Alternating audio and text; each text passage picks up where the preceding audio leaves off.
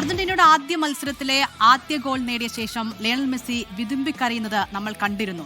അതിന് കാരണം ഫുട്ബോളാണോ? അല്ല. അസുഖബാധിതനായ പിതാവിന്റെ അടുത്തു നിന്നാണ് തന്റെ അവസാന ലോകകപ്പ് കളിക്കാൻ അർജന്റീനൻ നായകൻ എത്തിയത്.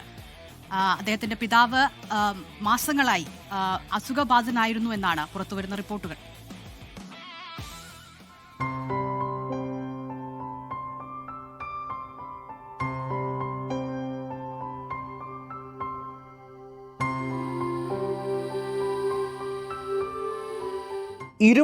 അടി അകലെ നിന്ന് തൊടുത്ത ഇടങ്കാൽ ഷോട്ട് അൾജീരിയൻ ഗോൾ വല തറച്ച നിമിഷം ലോകമെങ്ങുമുള്ള അർജന്റീനിയൻ ആരാധകർ ആർത്തുവിളിച്ചാനന്ദിക്കുകയായിരുന്നു. എന്നാൽ ആ പന്തിനെ ലക്ഷ്യസ്ഥാനത്ത് വിശ്രമിക്കാൻ പറഞ്ഞയച്ചയാൾ മാത്രം വിതുമ്പിക്കരയുന്നത് കണ്ടു.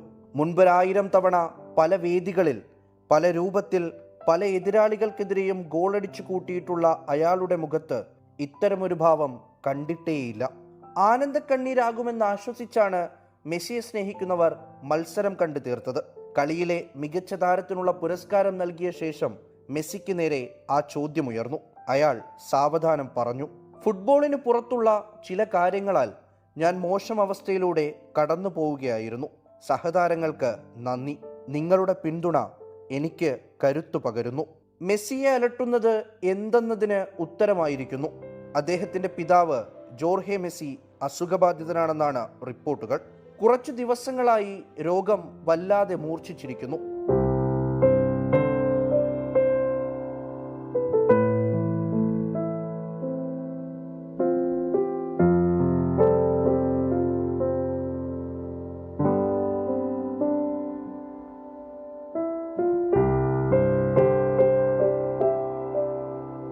മെസ്സിയുടെ കരിയറിലെ പ്രധാന മുഹൂർത്തങ്ങളിലെല്ലാം പിതാവ് എന്നതിനപ്പുറം ജോർഹെ മെസ്സി നിർണായക സ്വാധീനം ചെലുത്തിയിട്ടുണ്ട്.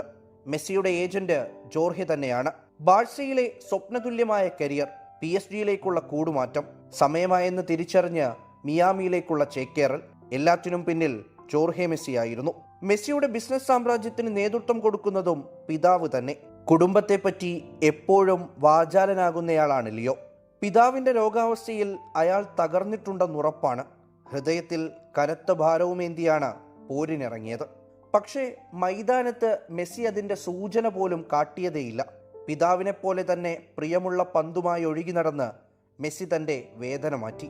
ആ കാലുകളോട് ചേർന്ന് സഞ്ചരിച്ച് പറഞ്ഞതനുസരിച്ച് വലയിലേക്ക് കയറി റെക്കോർഡുകൾ സമ്മാനിച്ച് പന്തും അതിന്റെ പ്രിയപ്പെട്ടവന് ആശ്വാസമേകി. Muhammad Rahees, world cup desk, 24.